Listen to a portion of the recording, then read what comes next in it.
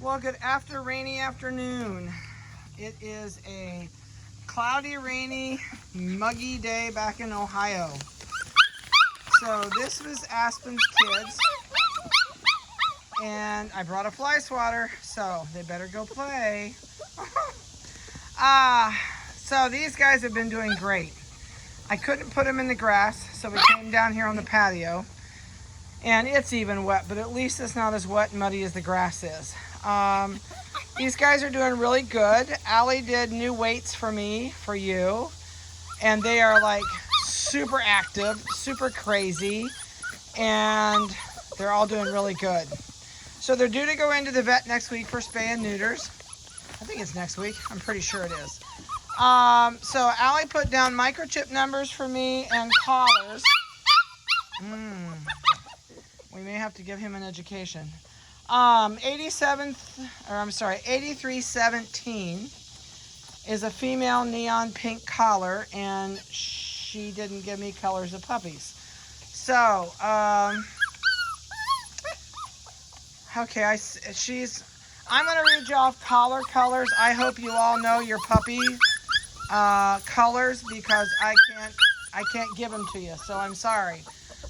So I'm just gonna read you microchip numbers, sex, and weight, because that's all I have on my paper, and we'll try and find collar colors. So 8317 is the female neon pink collar, 7 pounds, 4.5. And 8314 is a male royal blue, 6 pounds, 0.5 ounces. 8319 is a male with a neon orange collar, 7 pounds, 5 ounces. And I think that's the big sable merle that's over here just walking with his butt away from us on the right. So that one will be easy to find. The rest of them will be a trial. 8320 is a male with a turquoise collar, 6 pounds, 6 ounces.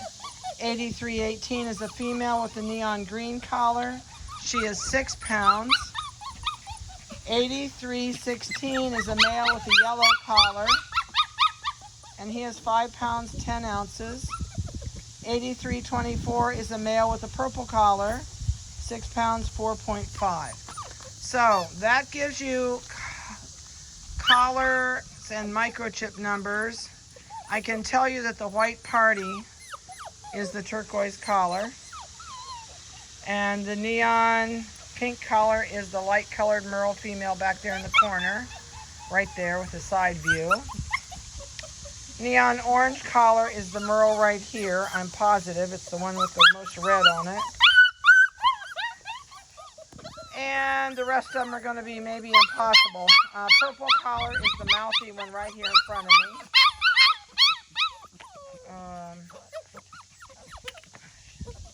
I dropped my fly swatter. So, okay, good. She moved away because I was ready to swat her. We've been working on no bark, no bite, no lick in the house. And I can tell you right now, this is ridiculous. They have not barked this much forever. So if I were not out here, I would swat them with the fly swatter, because that's nuisance barking, and I don't tolerate nuisance barking. You got to remember, this is a dog. This is not a child. It's very easy to correct a puppy. If you don't correct this when you get home, you're going to regret it. I can tell you that. So inside, they're not allowed to do this. I think they're taking advantage of the fact we're outside. And I'm trying to look for collar colors for you too while they're in here. The yellow collar is right there. Right there, the light colored, now it's in a mob, so I can't. That's the light colored yellow collar right there. There, you just got a glimpse of that yellow collar. Neon green collar is right here in front of me. It's the dark one with the green toy. Yeah, she's looking at the fly swatter. I'm sitting here swatting my leg with it. Who else have I missed out here? Royal blue collar is right here looking at me. That's royal blue.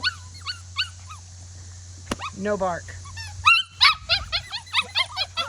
We'll see if it does her any good. So she's quit screaming at me. That's a good thing. So these guys are soon to go home.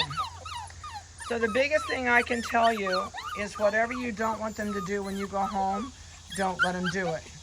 If you let them get away with things while they're little, it only excels or expedites as they get older, and it gets worse and worse. So the big thing you've got to do is right off the bat, do not treat them like a baby. They are not babies. I can't tell you how many people come in here and turn it over backwards in their arm and they rock it like a baby. And I can tell those people are going home and create a monster. So set down rules, boundaries, and limitations. They're going to try and figure out if they can be your alpha. And now the little one over here chewing the toy is the one that I swatted with the fly swatter. And she was the one that was bound. She was going to stand here and scream at me. So once I corrected her, and she looked at me and quit and then walked away, and she's fine now. So that's the biggest thing, is they really do look for, I guess, a pack leader, for a better lack of words. In a group, there is always a pack leader. In this group, I can tell you, there are dogs that are bullies. There's dogs that are the weenies.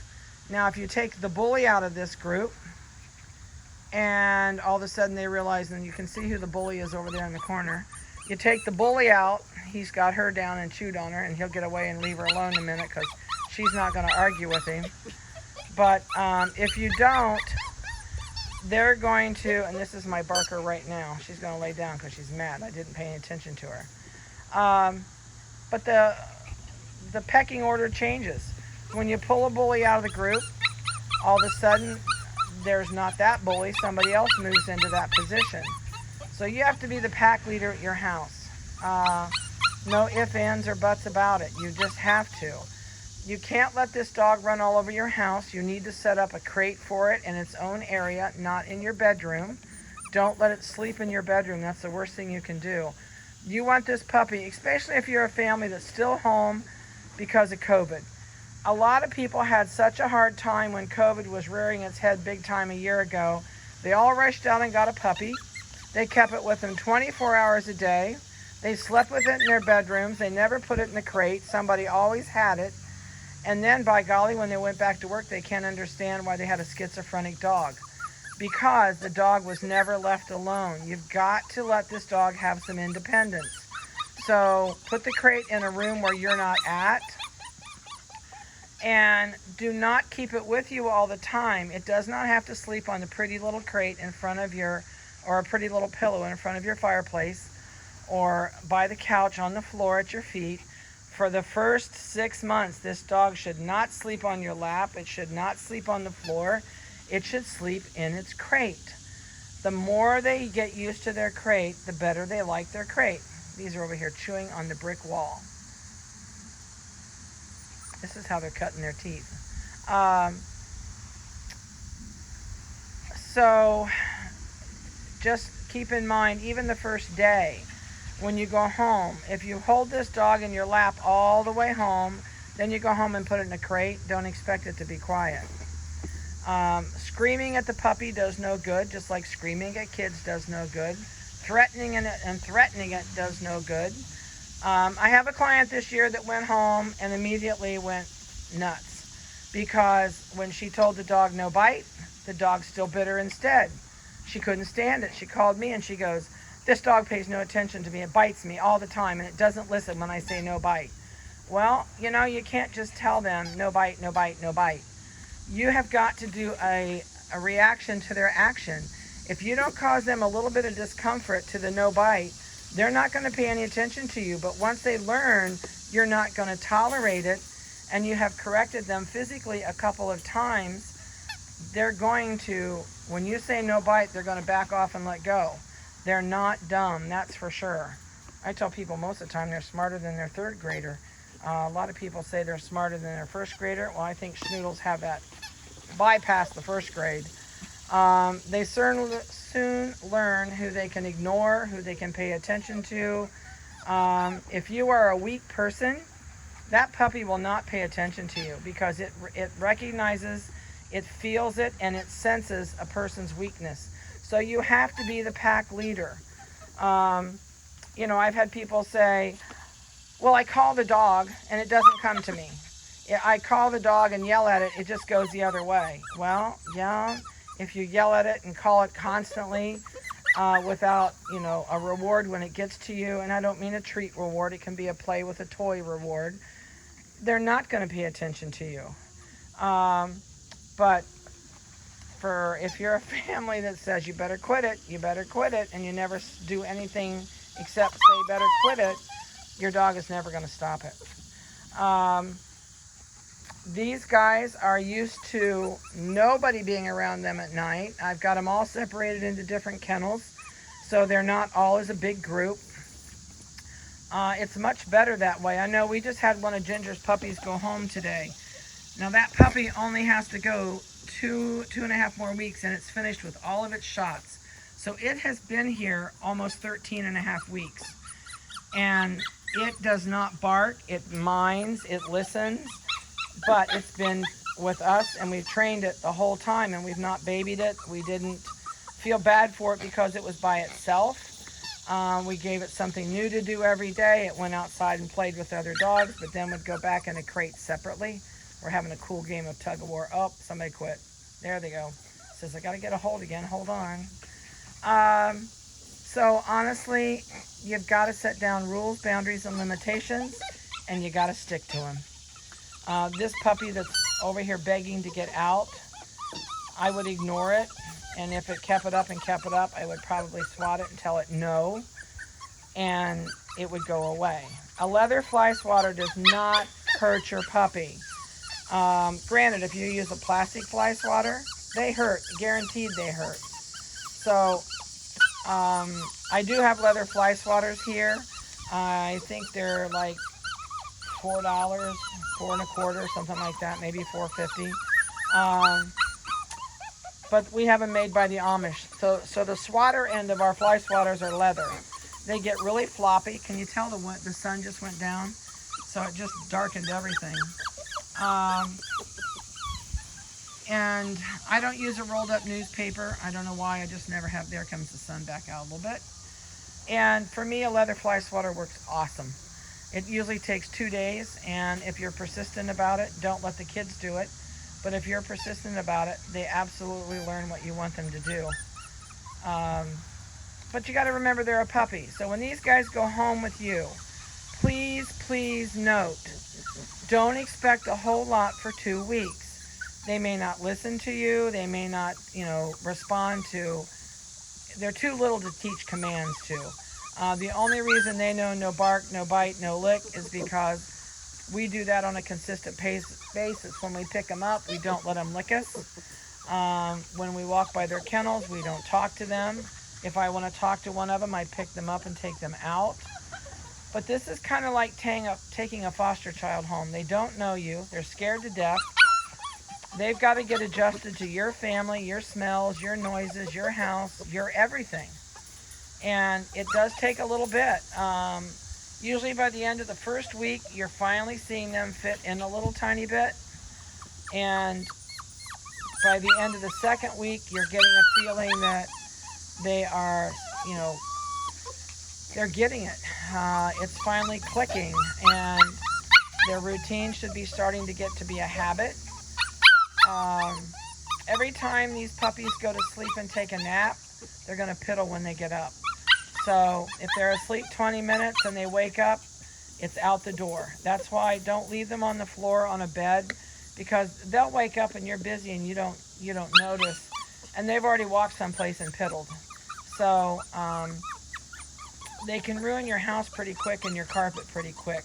One quick note too for everybody: if you have tile floors and the grout lines have not been sealed for a long time, you might want to clean your floor and do your grout lines and seal them, because if they pee on your tile floor, I don't care how quick you get there to wipe it up, it will soak right down in your tile grout, and they'll always smell that spot and go back to it. So the best thing at all to use on your floor is white vinegar mixed 50% with water, in a spray bottle. If they've peed a lot on tile, I'd pour some of the vinegar water right on it and let it soak in for a minute before you wipe it up, because the vinegar will kill the bacteria in the urine.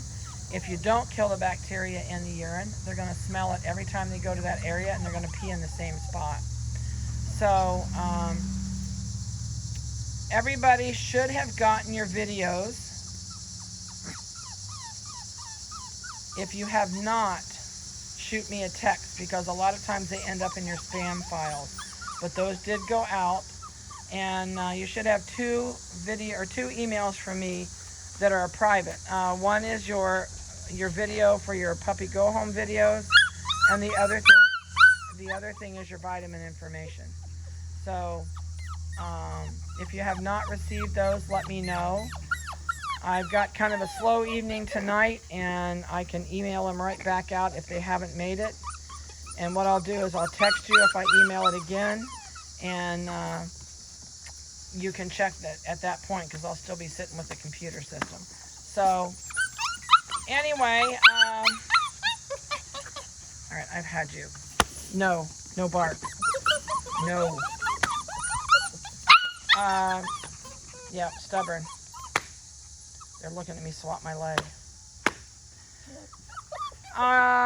Golly. So please write down your questions that you've got that I don't answer for you, or didn't answer for you, I should say, on the go home videos. And when you come, I'll be glad to go over with whatever you want to go over with. It's entirely up to you. But these guys go in next week for spay neuters, and then they're ready to rock and roll. So I'm pretty sure it's next week. I got to look at my calendar. That's really bad. I hope you have a great week, a safe one. And if you have any questions at all, let me know before you come. It's like, if you need a crate, you're going to need to let me know, because my client that came in today took my last crate, and I'll get some new crates in before next week. I would not get anything less than a 36-inch crate for these puppies. These are going to be good-sized puppies. Believe me, I can tell already. If you want to go, if you have room for a 41-inch or a 42-inch, I forget if it's 41 or 42, I would get a 41 or a 42-inch crate. You don't have to worry about the width and height. They all automatically change that with the length of the crate. It's all done by the length of the crates. So I hope you have a great week. I hope you've enjoyed their videos. This will be their last video. And we'll see many of you soon. If you have not booked in for puppy pickup, please give me a call and do that, because I am filling up on a couple days. Oh, the sun just went back down again. So, all right, we're out of here, guys. Have a good one, a safe one, and we'll talk to you later.